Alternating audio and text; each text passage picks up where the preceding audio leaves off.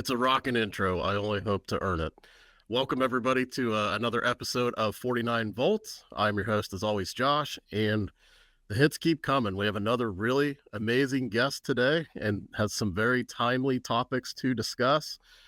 Today, we have Charles Johnson, who served in the U.S. Marine Corps, worked for security companies like ADS Security, ADT, Boon Edam. He has many, many years of security experience. He is a thought leader in the industry. He is currently the founder and CEO of NGA Security Advisors. Mr. Charles Johnson, thanks so much for joining us. Thanks, Josh. I appreciate that. You had me going back and remembering some of those stops along the way during my 30-year career. Yeah, I think you're like me. We both have like 4-page resumes if you read the whole thing. So I think I already used that joke on John Pauly, so I won't use it on you. So you're very involved with the subject that I'm starting to hear more and more about, and this is the concept of CPTED. So I mean, is this like the newest character in the Transformers movie, or what is CPTED exactly? Yeah, so I'll even admit that having 30 years in the industry, it's probably about a year and a half to 2 years now that I've known about CPTED. And so it stands for Crime Prevention Through Environmental Design. And it was actually founded by an architect in the 1960s, a guy named C. Ray Jeffrey. And it's that there's a lot of applications when you start digging into it that I think most people think of as somewhat common sense, but it's basically adjusting and making revisions to the exterior or the environment around a building in order to make it less attractive to criminals. And so it's impacting behavioral decision making before decisions are made, so that hopefully the criminal will go to a different property or not commit a crime at all. That's ultimately the focus and the background with regards to CPTED. Now, is this like Little Shop of Horrors with Rick Moranis, where the plan will just come up and eat you, or what kind of things are we doing here with CPTED? Well, what are some examples? Certainly landscaping is one of them, but it also covers things like lighting, perimeter, which would include fencing, even some of the more, again, common sense aspects like signage saying that where have you transitioned from public space to semi-private to private. And so signage is a great way to help with that. And there's other aspects of it, but those are, there's really 5 core areas. And so I'll just run through it real quick with you. You've got natural surveillance, which would involve lighting, but also involve landscaping. Basically having the ability to see what is going on your property, or at least have the easier way of being able to see. I think we all of us have pulled into hotels or gas stations at night and they're not well lit. Maybe there's overgrown landscaping that could hide some criminal element, because of course criminals don't want to be seen. They want to shield themselves from either video surveillance or from actually being able to see them. And so those hotels and gas stations do not necessarily give us that warm and fuzzy when we pull in. On the other hand, right, I know some grocery stores like Publix would come to mind that has just a phenomenal lighting within their parking at night, and there's not much you can't see. And so you really feel safe and secure with that. So there's natural access control, there's natural surveillance, and then you have something that's referred to as territoriality, which basically is what I was talking about a minute ago, separating public space from private space.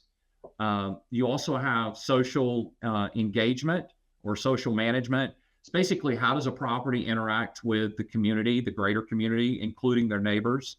It's just like you move into a neighborhood, you go see your neighbors, you get to know them, you know when they're out of town, you know when they're not feeling well or they're ill.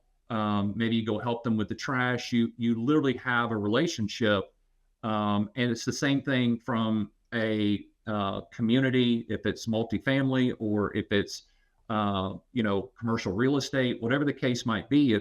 If you know your neighbors and they know you, it's going to be a safer area, because you're going to be looking out for things that don't belong. And then lastly is maintenance. How well does a property maintain their surroundings? Is it overgrown? Does it have graffiti? Does it have broken windows? Or is it well lit, well maintained? They show pride in ownership, and those are the two varying degrees. But that's basically what CPTED looks at. I really believe in that broken windows theory. I mean, when an area is well kept and it looks like Yeah, you care about it, I mean, your assumption is that, or maybe in the verse I when mean, it's not well kept, I mean, you kind of assume like this may be an easy target. You know, they're probably not up to yeah. I speed mean, on tech and they don't care as much or don't pay attention. I think it's easy to visualize the overgrown graffiti, broken window buildings or structures that I'm sure that we've all seen. And what does that do? It attracts crime. Mm-hmm. That's where the criminal element's going to want to go, because it's very evident that no one cares for or keeps up with or maintains this facility. On the other hand, the broken window theory says, how quickly do you address a broken window? How quickly do you replace it or fix it? Because if you do that very quickly, you show the community and the criminal element that you care about the property, you're going to maintain it, and then you don't end up with 2, 3, 4 broken windows, and you don't then, what some people would say, lose the property. Yeah. So these all honestly seem very logical. I Mhm. think when you explain it, these are things that people probably already know, but maybe they're not thinking about. But for those of us in the security industry now, is this like alleviating or taking away from the electronic surveillance, the electronic access control, the technology component of it, or do you feel like these things just kind of work well together? Like you need both? No, I think they, and as you learn about CPTED and you understand the concept, I think of security now and in a three-pronged approach. The technology that most of us have come from, the guarding segment of our industry, and then CPTED. So if you combine all three of those together, you've got a really complete and structured way of looking at crime prevention, risk mitigation, resiliency, all of those things that those new buzzwords that we've got in the industry. But technology, I mean, think about it. If I'm going to install cameras, and I'm going to spend that money to put in a video surveillance system, what happens if I at the same time do not take care of my landscaping, or my trees are overgrown, or I don't have the best lighting in my exterior parking, common areas, park, any of the areas that I want my employees or residents to enjoy? You would think that if you're going to put in video surveillance, you're also going to provide for the ability for those cameras to be able to see Right. and pick up the activity that you're wanting to monitor. So it all goes hand in hand. It's not a replacement of. It's a cohesive bringing together of multiple areas within our industry. Are we seeing particular regions adopting this before others? I mean, is this taking off anywhere in particular? Well, there's certainly the statute that was passed in the state of Florida a few years ago that includes CPTED, and we can dive into that. But I will say, for instance, I was in the state of New York last week meeting with a potential client who wants a CPTED evaluation and assessment of their property. And we've also seen within the CPTED community many of the Fortune 50, Fortune 100 corporate campuses adopting CPTED principles, receiving CPTED training. And so it's absolutely across the board from healthcare, critical infrastructure, transportation, corporate. There's no segment or vertical within our industry that I can't envision CPTED coming into play and helping to improve their security posture. So I know you have a heavy focus on Florida right now, and I think maybe they've had a tort reform recently, and we even saw you'd posted there was a massive like $12 million lawsuit that I feel like, based on what you're telling me, they should have been able to avoid that. So Well, talk to us a look, little bit about Florida and how that's yeah. playing into this. So if we go back, it all starts with a tort reform bill. And tort reform in and of itself is basically the ability to impact and the civil justice system. So we're talking about specifically personal injury lawsuits, what the insurance industry might refer to as premises liability cases, where a criminal act is committed on a property. In this case, the statute in Florida specifically addresses multifamily, and but where someone comes onto property, commits a crime, the person that is injured then turns around and sues the property owner, property management company. I know of one case where also named on the defense is the guarding company. And so they name as many of those organizations as they can, and then the lawsuit is filed and there's damages that are requested. Sometimes they settle before a case goes to trial. Sometimes it goes all the way to a trial and goes to a jury. But ultimately, the tort reform bill, it was known as House Bill 837 as it was moving through the legislature. But today it's known as Florida Statute 768.0706, which is a little bit of a tongue twister there, but it is a statute that's on the books. And what evidently transpired as I've learned about it and examined it is the CPTED community within Florida, of which, if we speak to the geographics, it's really the Hillsborough County, Tampa area. There's a lot of CPTED practitioners. They lobbied, from what I can tell, they lobbied the state legislature to include CPTED in that tort reform bill. And so in order for the property owners, property management companies, to enjoy the benefits that are written into the statute, which there's some significant ones, against liability, which basically protects them against liability for these types of situations, they have to do things. So it's not like they just can sit back and do nothing. They literally need to improve the security on their premises, on their property.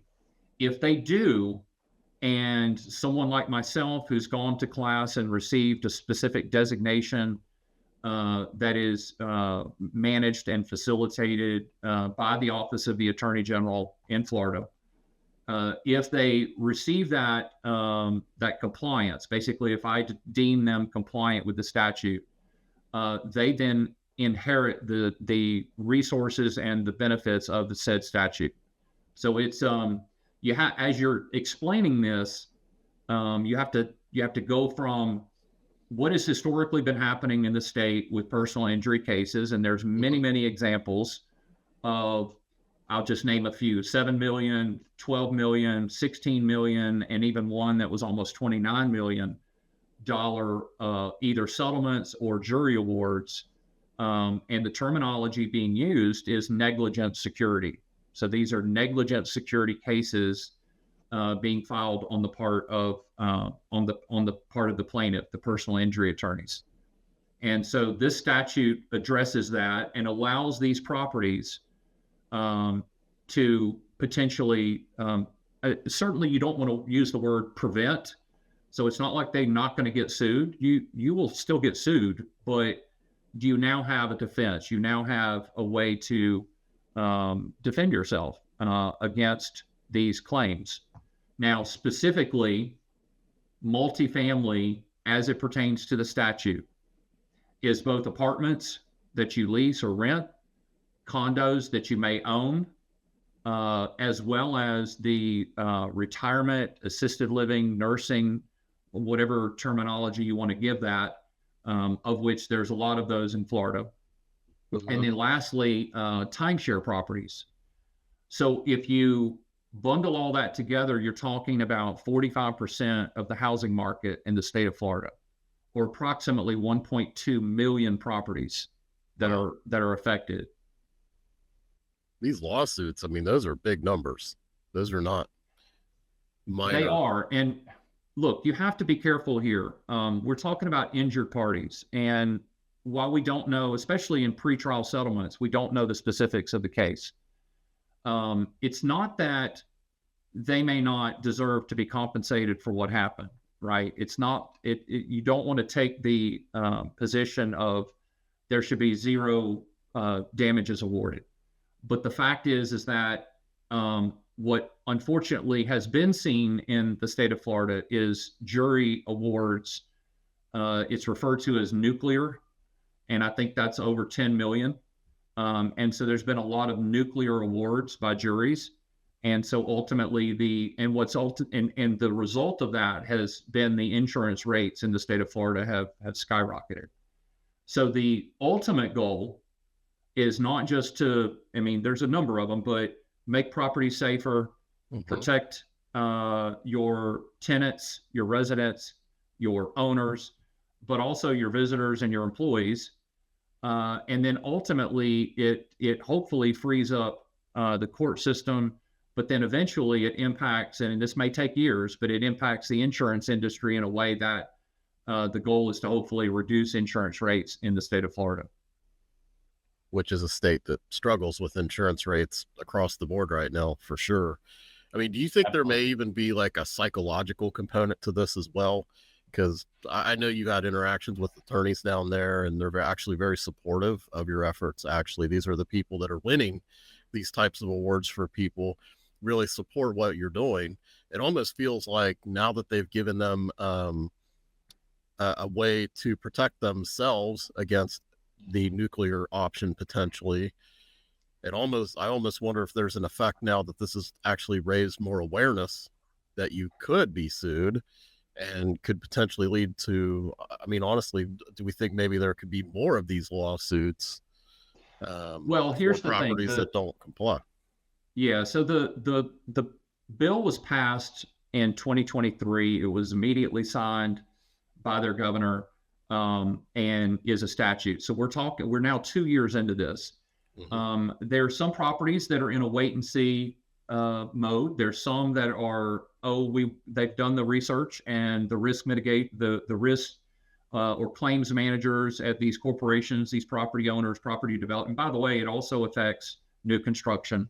So Hmm. these companies, corporations, they realize that if they invest this, compared to 12 million, a small amount of money to improve their safety and security, Right. that it's a small investment for them. If I mean, ultimately, this is somewhat of an insurance policy. If you think about it, you invest this, you make the improvements to the items that I identify in the CPTED assessment that are not compliant. There's also a few other things that are listed that we can step into, but once you've done this and you've reached compliance, it's somewhat of an insurance policy. And so Hmm. the legal community is certainly aware of it. And these properties, it's not a one step process. There is a process to this. But the ROI, if we want to look at it that way, or the benefit down the road is pretty significant. And we've even had, I've been on the phone with one potential client who indicates that while they maybe have a dozen or so properties in the state of Florida, they want, of course, to take advantage of the statute.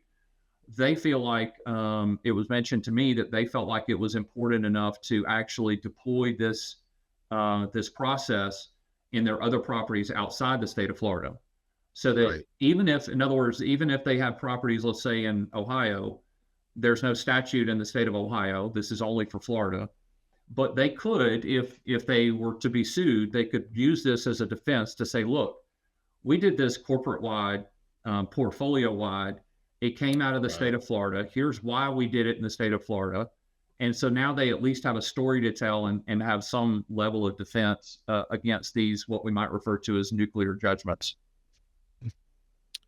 And I would imagine someday that's not going to just be a Florida issue. I mean, these things do tend to spread to other areas, right? I mean, Well, I mean, I live in Georgia, and tort reform just, I believe it was Senate Bill 68, went through the House and the Senate this past legislative session. It was passed. It was a tort reform bill. It sets up specific guidelines around when you can sue, under what circumstance you can sue, the statute of limitations, things of that nature.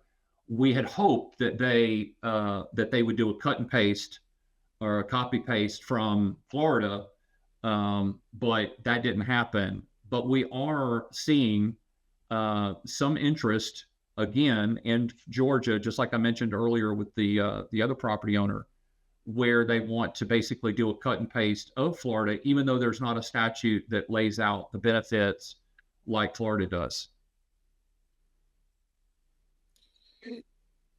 wow.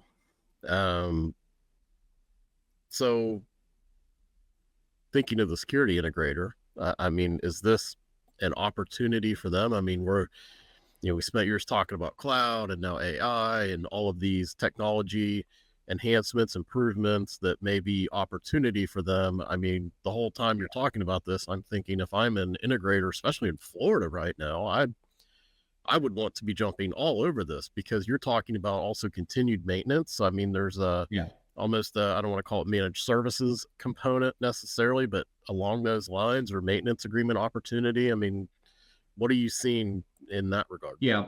So the other component to the statute outside of CPTED does impact our industry, our technology industry component or segment of the industry significantly. For instance, the statute calls out that these properties, to become compliant, one of the things that they must do is have video surveillance at all points of entry and exit with 30-day retention of data. So entry, exit, we're talking the guardhouse. So if we're controlling vehicle access, that's going to be an entry, exit. If we're talking the shipping, receiving docks for, at some of the larger condos, that's considered an entry, exit. Certainly main door, other doors, pool area where you're coming and going. So anywhere that is considered an entry, exit point has to have a camera with 30-day retention. Now, the statute doesn't get into frame resolution or frame rates and resolution and things of that nature and frames per second and all that stuff, but it leaves it somewhat generic. There's also a component in there for access control, specifically regarding the gate that manages access into the pool area.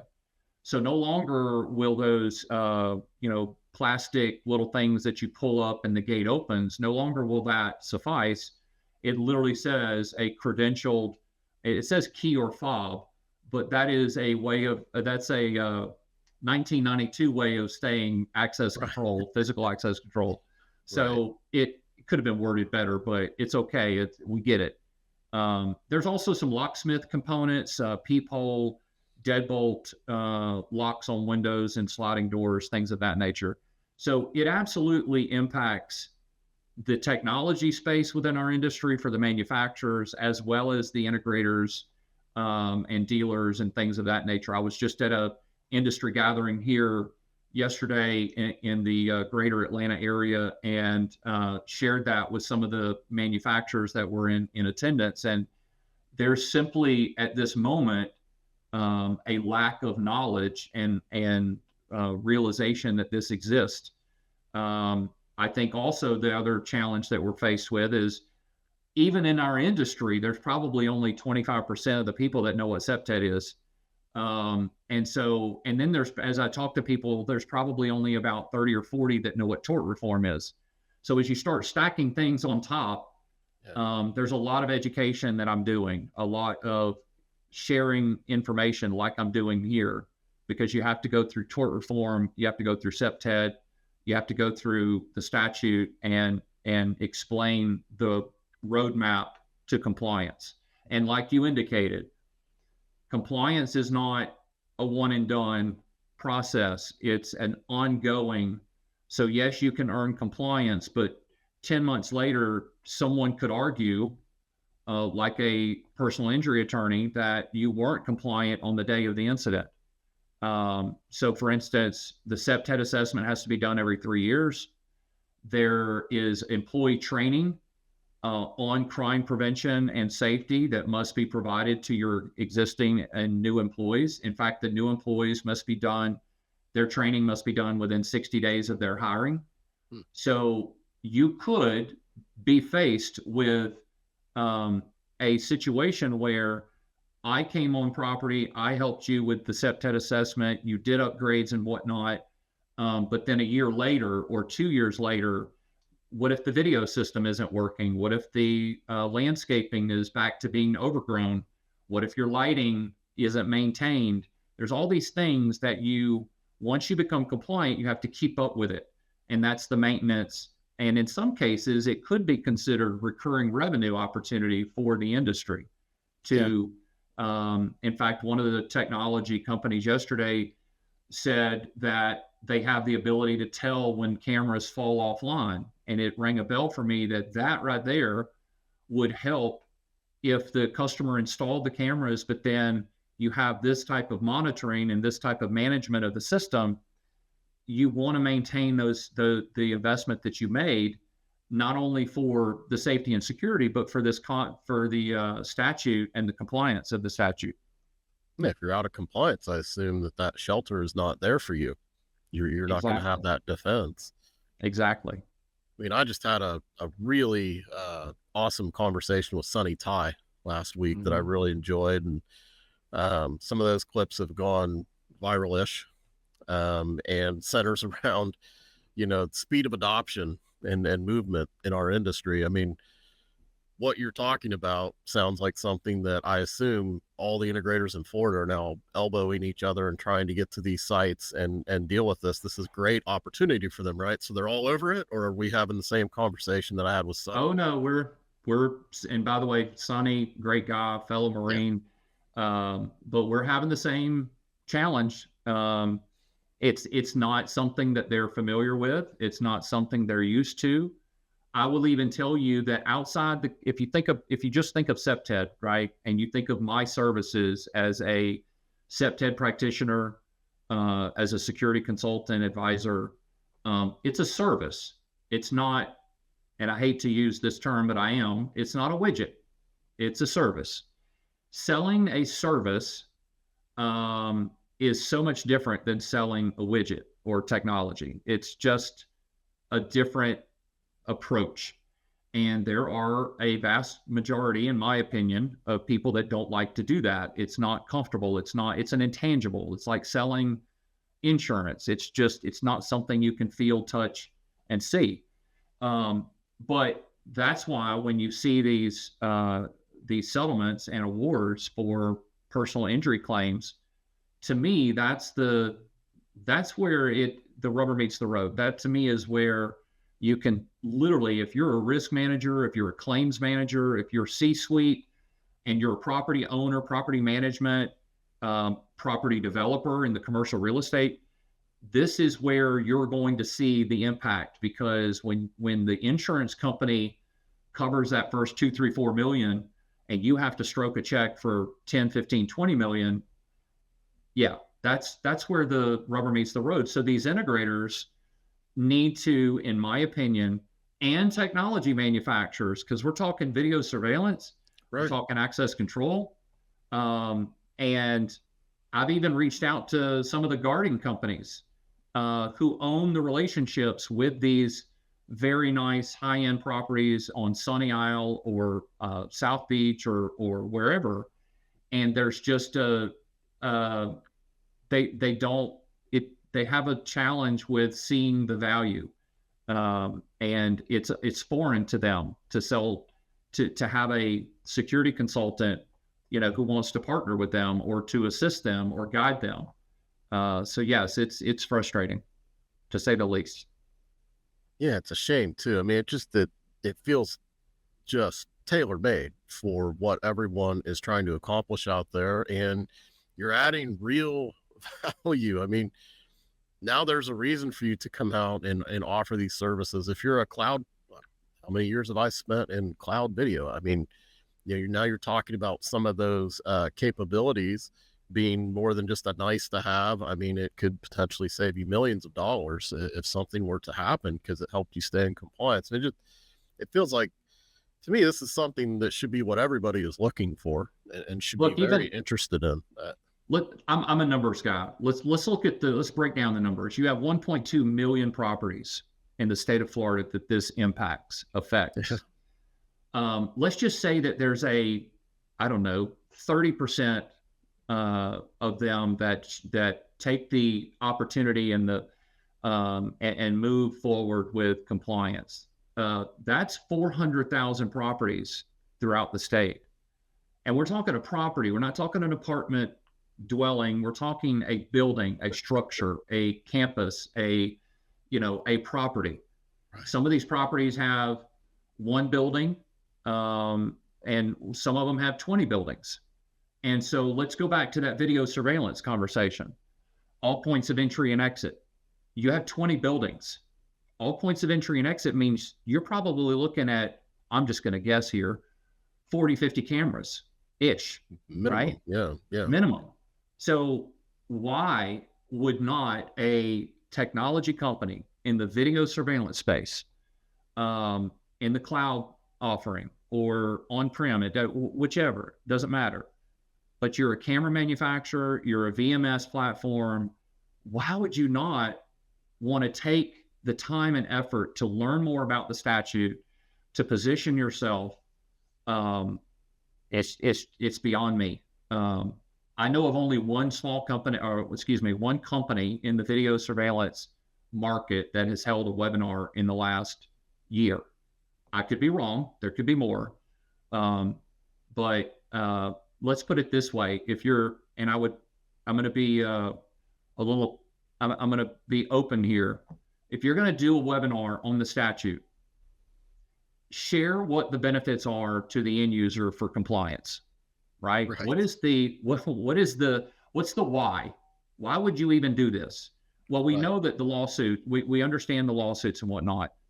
So if you would, I'd like to step into what are the benefits to the end users, because that is important component to this conversation.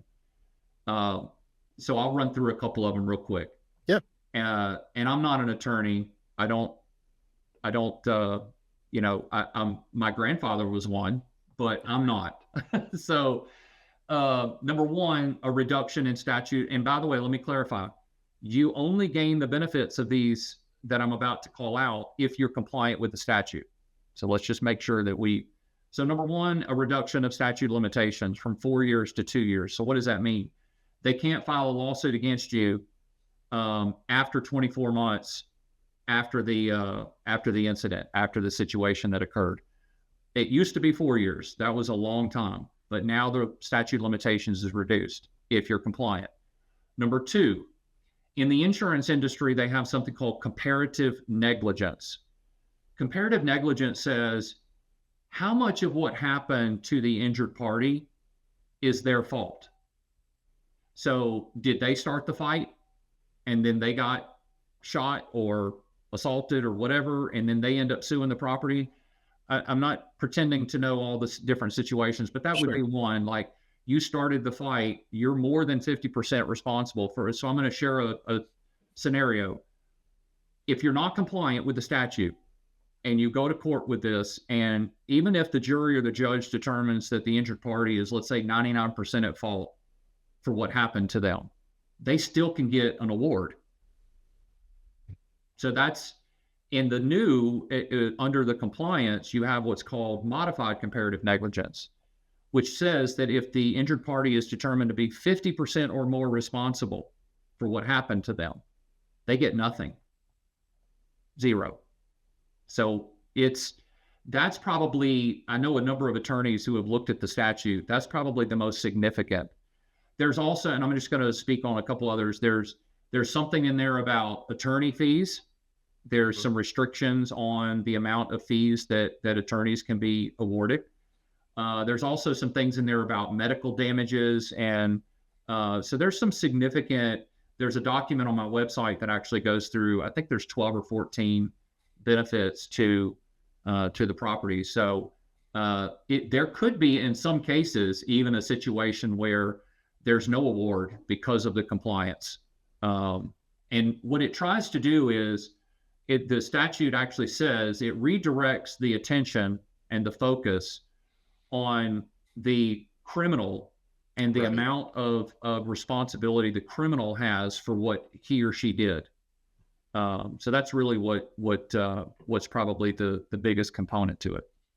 Which sounds like a real attempt at fairness. They're saying if you've done your part and kept up with everything, we need to focus on the event itself or other factors, Right. And so that's why the terminology that's being used, and rightfully so. Look, if I've had some conversations with some personal injury attorneys, and the terminology they're using is negligent security. You knew that your property had previous criminal activity or criminal issues, and you either chose to do nothing, or you did some things, but they were insufficient and they were, minimal. And so that's really the argument that's being made in court. And like you said, there was just a few days ago a $12 million settlement for the estate of a young man who lost his life in a criminal action. We don't know the specifics, right? We don't know exactly what happened because it was a pretrial settlement. But that's what we're talking about. That's the situation that we're looking at. And you're trying to figure out how to sell cloud subscriptions and present an ROI, which is this magic bean that everybody's been trying to figure out for 10 years now. I mean, the insurance industry there's a number of them that, have created spreadsheets of what is the typical amount of money needed to be compliant with the statute. According to the size of the property, it's going to vary, right? Sure. And then compare that to the potentiality for a jury award of 10, 15, 20 million. They also look at the past history of the property in terms of claims, payouts, things of that nature. So I like to say that this is an intersection. This statute is bringing all of us together, from the technology manufacturers to the integrators to the consultants, architects, engineers, legal, insurance, and risk, as well as, let's look at the CPTED. You've got lighting, so engineers and architects. You've got landscape designers and landscape service providers. You've got fencing companies, which would be the perimeter. Mm-hmm. There's a lot of people and a lot of areas of speciality that are included and involved in this statute. It's not just cameras or access. It's all of us. And it seems to me, I feel like this is only a couple years old, and I imagine insurance companies are heavily impacted with these nuclear suits, especially. So I feel like there's going to come a point where your insurance company is going to possibly deny claim or, work in some fashion to force you into compliance. Yeah, I don't pretend to know the insurance regulations and what they can and can't do. I just know that they lobbied heavily for this. I know that, and they were involved in the promotion of the statute, and hopefully, as there are more properties and the percentage of compliance within the state grows, that the insurance industry takes note and hopefully they see a reduction in claims, a safer environment for their insured, and also the people that are living and employed and visiting those properties. And maybe the residents of Florida will see a reduction in their insurance. Hopefully. Should be nice, but I mean, just for these property owners, I mean, these insurance companies are not going to take the L time and time again. They do not operate that way. They rectify those situations. So it's that. I What mean, were they? I think they refer to them as actuarials, yeah. the number crunchers. Hmm. So um, they're really good at what they do in terms of figuring out how much to charge you Oh yeah. on your insurance bill, insurance fees, in comparison to the claims that they've had from you or your property. So They're going to get if that you're down to a science. They yeah, always do. if you take steps to become compliant and they see the value of compliancy, you would think that eventually they'll have a reaction to their clients becoming compliant. Yeah. I mean, knowing that this is out there, they get hit with one of these nuclear suits. I mean, they're not going to feel favorable towards that customer that chose not to be compliant, Right. because now they're coming Exactly. back and tapping their, and they don't work like that. That's why they have the nice buildings and they use large birds in their commercials. That can't be cheap. You know, you don't get there by playing games. I mean, is there any, and I know we hadn't talked about this before, so maybe we don't have a sense yet, but you talked about there's like around up 1.2 million properties in the state of Florida that are impacted by this tort reform. Any sense for, is anybody already ahead of the curve? Is there like maybe some percentage that may already be compliant just because they roll like You know, that? I there's mean, would we assume it's so everybody? yeah, great question. So I think it's a great segue to just make this comment. When we come in and do the CPTED assessment, I've been asked this before. Do we send it on to some clearinghouse at the state, at the legislature or the Office of Attorney General, and they keep a database of the properties that are compliant? No, there is no reporting to a state entity or whatnot. What that means is that we have no idea how many properties have taken the steps to become compliant. But let me also share this because it's important to the conversation. In the creation of the statute, they created a new designation, or I hate to use the word certification, but it's a designation. You'll see it behind my name, FCP, and Hmm. it stands for Florida CPTED Practitioner. What they didn't want is, because there are a lot of people that have had CPTED training in the state of Florida prior to the statute, they did not want anybody grandfathered in. They wanted to be able to manage and facilitate the training that we have to go through as FCPs, which is basically 64 hours of in-class instruction. So 40 hours one week and 24 the next. And there's an exam and there's field work that we go through to teach us how the state wants us to do these assessments. So why that is important is, what we do know is there are a few hundred FCPs that have gone through the training. However, a vast majority of them are sworn law enforcement officers. So in the state of Florida, the law enforcement agencies, mostly sheriff's departments, have a crime prevention office or a crime prevention department.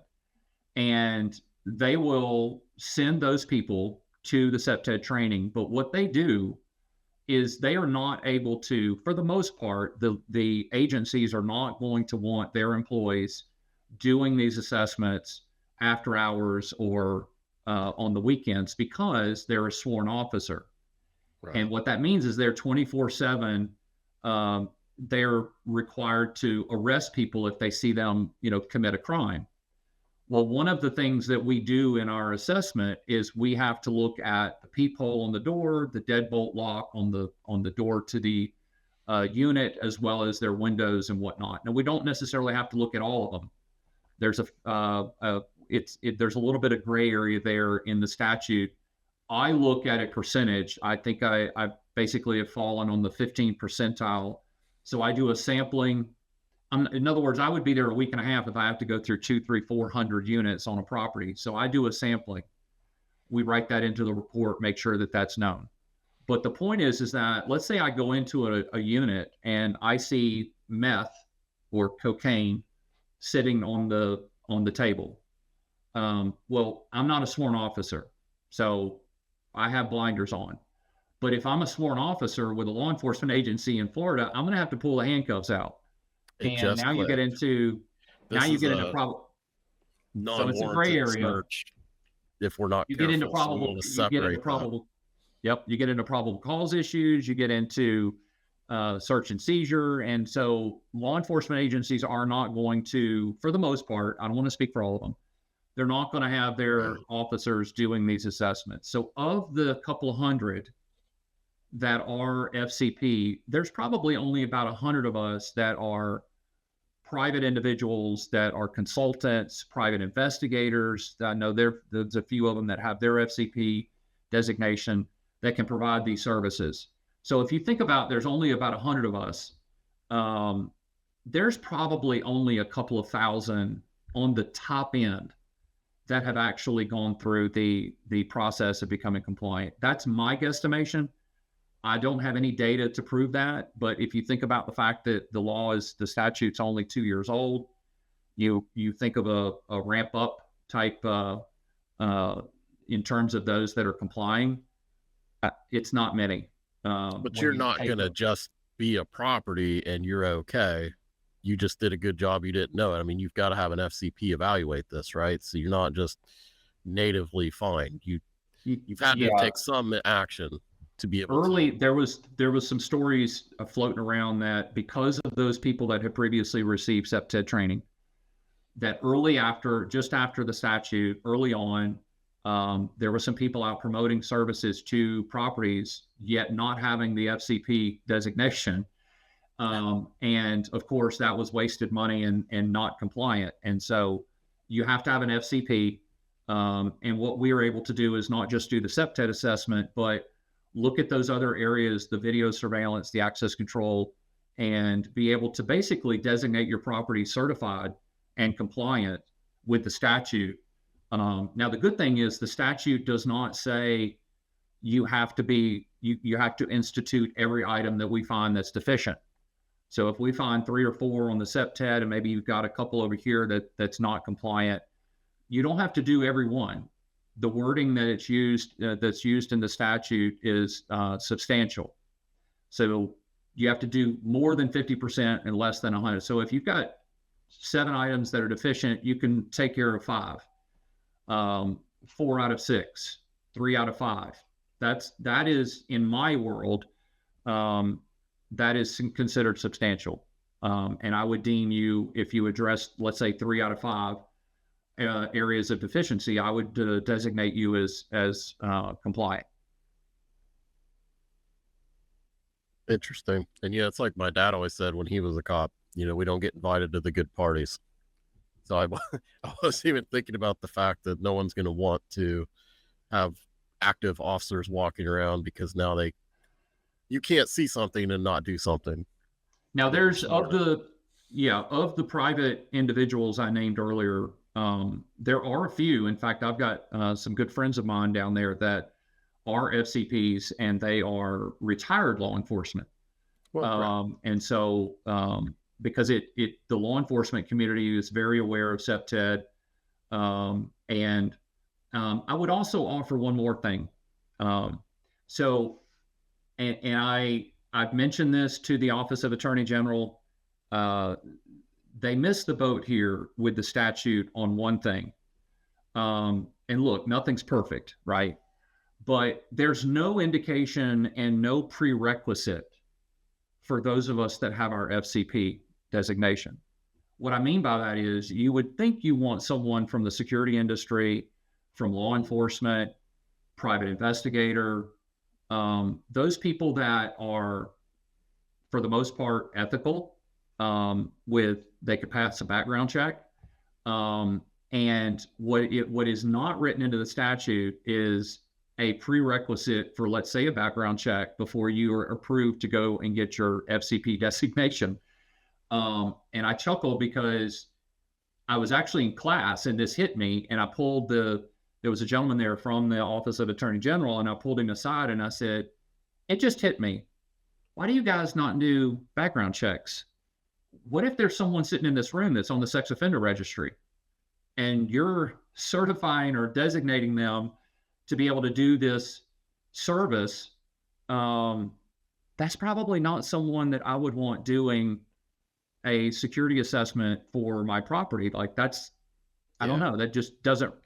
And unfortunately, it goes back to the statute. It does not institute those Right. prerequisites. So all I would say is to anyone listening, if you're looking at hiring an FCP to do this assessment, you might want to look for people that have a security, law enforcement, investigative background, former military, like myself as a service-connected disabled veteran. It just kind of we carry ourselves a little bit different, and we have that knowledge and those connections in the industry that can help you in terms of becoming compliant. For sure. So if someone is in the security industry and wants to become proficient in this practice after we scolded them for being slow to adopt, so say, okay, Uncle Josh, Uncle Charles, I hear you. What do I do next? Well, I mean, if you're in the industry and you're a technology manufacturer, you're an integrator, I'd love to have a conversation at least. And just, again, I'm in the education focus at this point. And, it's not a 5-minute conversation, unfortunately. It's not, it's a service like we were talking about. And there's some pieces to it that you have to kind of stack on top of each other. But it's a statute. It's on the books. There's a significant ROI for these properties to comply, and we all come together and make these properties safer and more secure. And hopefully, we see a result that is favorable to a number of things, but more importantly, the safety of the people that are on those properties. So nobody gets to come on this show and get off scot-free. We always got to talk about yourself a little bit too. You have spent a long time in the industry and have some great experience, and seems like only recently you've gone into business for yourself. So tell us about that. What motivated you, Yeah. and what's that experience been like? So the first 12 or so years in the industry, I was what we would call a dealer integrator. On the business development side, there was a company called Security Link from Ameritech that was acquired by ADT. And there's still a number of us in the industry that come from Security Link. We moved around, my wife and I and the family. We were in Florida, we were in Tennessee, we were in North Carolina, South Carolina. We've been here in Georgia now for 15 years and don't plan on leaving. But the last 14 or 15 years, I've been on the technology side. The longest stint being with Open Options, a pre-acre and post-acre time of my career that was so enjoyable. Access control, Mercury-based, had some great people that worked there, and we had a phenomenal culture. And we lost someone that was near and dear to us in December of 2018, and that was Jonathan Berman, who was our president at the time. And he taught us a lot. He was not just a friend, but a mentor. And basically at the creation of this company last year, the tagline for NGA Security Advisors is your trusted advisor in the security industry. I like the term advisor. I think it's a little bit of a different aspect to being a consultant. And Jonathan, JB, used to talk to us a lot about earning the title trusted advisor. And whether it be your customer, your partner, your reseller, whoever it is in the industry that you're working with, to earn the title trusted advisor is the pinnacle in my world, because it means that there's that level of trust between two people that you know that I'm not trying to sell you or lead you down the wrong road, and yet Mhm. I'm here to be honest and open and provide you with guidance that I've earned, that I've been able to, um, I guess, educate myself over the last 30 years. So I created NGA Security Advisors, and I'm having a good time with it. I'm enjoying it. With any new business, things could, of course, I think we've got a bright future ahead. But I just appreciate the partnership with those people that have accepted me within the consulting segment of our industry, and become really good friends and mentors. Some people I'd not known before, so I've kind of been exposed to Mhm. an area of the industry that I didn't know before. And of course, those people I've known for a long time have. There's some people that come to mind. I won't name because I'll end up missing someone.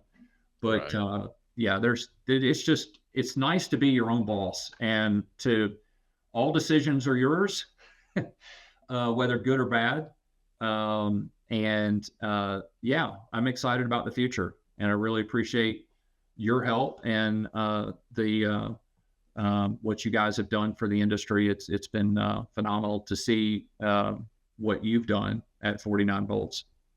No, appreciate that. What advice would you have for anyone out there that's considering becoming a first time business owner?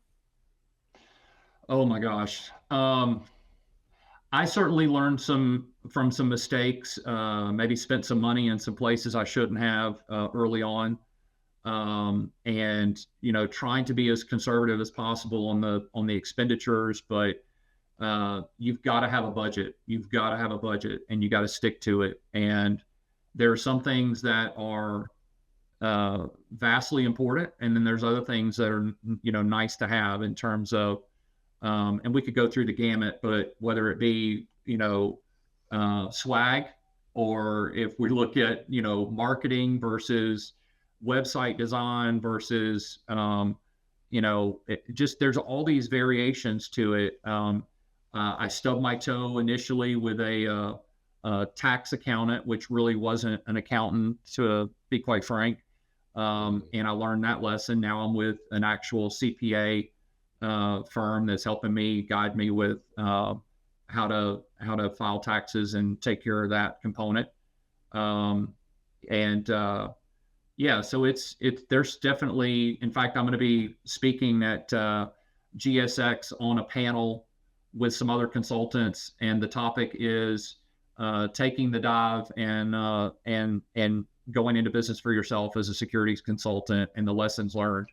So yeah, it's the consulting segment of our industry is, um, we all know who consultants are and what they do, but the actual day to day and the partnerships and things of that nature, it's an interesting arena and area within our industry. I'm certainly learning every day.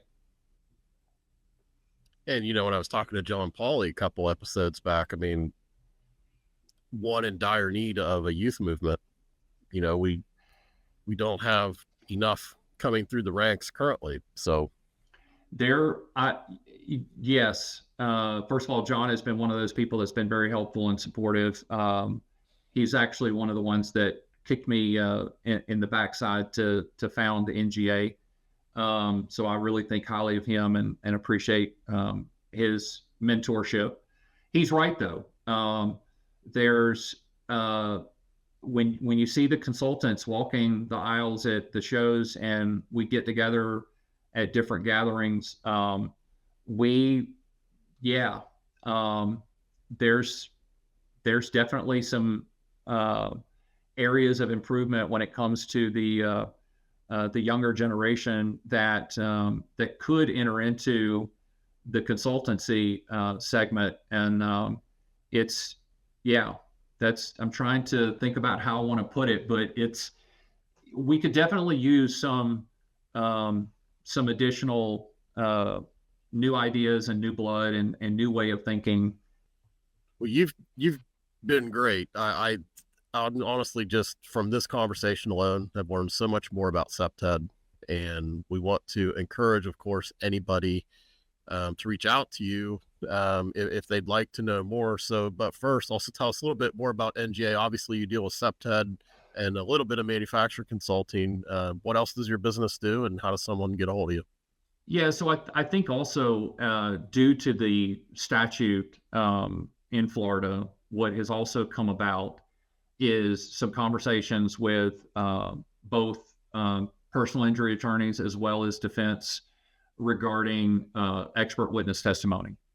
Because you can envision that there is going to come a day when either a client of mine is sued for a situation that occurs on property where I could potentially be called as a defense witness and testify regarding the process that I followed to do the assessment and what I know they did to improve their facility.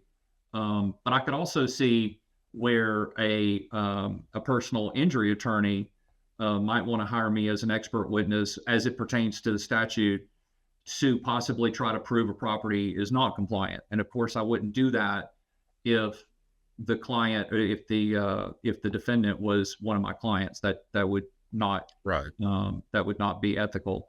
So there is definitely it's not on the website today, but it will be added shortly. That and I am studying for my PSP through as Oh, is, good. which I think is it's if I'm going to be testifying, that's going to be something that I need to have, and so that'll be added, and that'll be something that is created down the road. And then the other thing is, I've working on the technology side. I've got access control, video surveillance, biometrics, and AI and IoT in my technology portfolio, if you call it, in terms of my background. So I've offered and I do provide technology advisory services to end users, and it could be in coordination with those assessments in Florida or wherever that comes into play.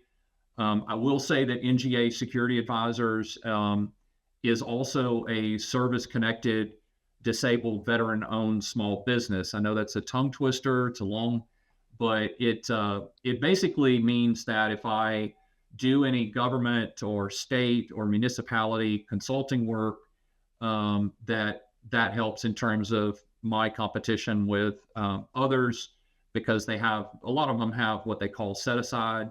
Hmm. So in terms of that work, and then of course with the assessments, CPTED is one assessment, but I can also do a full risk assessment, what some people call a vulnerability assessment, and even a technology assessment, where you go in and do a full overview of all the technology that's currently on property. You identify areas of basically vulnerabilities within the technology. Is it old and older, antiquated, out of date, things of that nature, areas that need to be improved upon, cameras or whatnot that are not operational. So that's a technology assessment. And of course, risk, CPTED, and vulnerability, which actually are specific assessments. So I enjoy the field work. I enjoy working in the field and getting, in some cases, my hands dirty. And I actually do some subcontract work for other consulting firms that Hmm. want to subcontract me to maybe do that field work for them. So that's what NGA does today, and I just really appreciate the opportunity for joining you on 49 Volts. Glad to have you. And if somebody wants to reach out to you about your services, what's the best way to do that? Yeah, so NGA Security Advisors is on both. There's a personal LinkedIn account for me as well as the company. The website is ngasa.us. Or if you're looking specifically at that statute in Florida, I bought the domain floridacpted.org. So floridacpted.org. That'll take you to the landing page on the website that specifically focuses on the statute. Good stuff. Well, thanks again for coming on. You've kept my string of amazing guests alive. So we'll Well, I don't think I can come close to Sonny or John Polly, but yeah, we'll But I do appreciate it. It's been a pleasure, and I appreciate your support. You got it anytime. So, and for the rest of you, if you need marketing, bowmanvisionmedia.com. Give myself a plug. Why not? First time for everything. Thanks again so much. Really glad you made it. Wish you the best. And I think you're right. You are primed for success. We're going to see a lot from NGA security advisors in the future. Excited to see it. So great episode today. We've got other episodes coming soon, but that's it for now. We'll see you.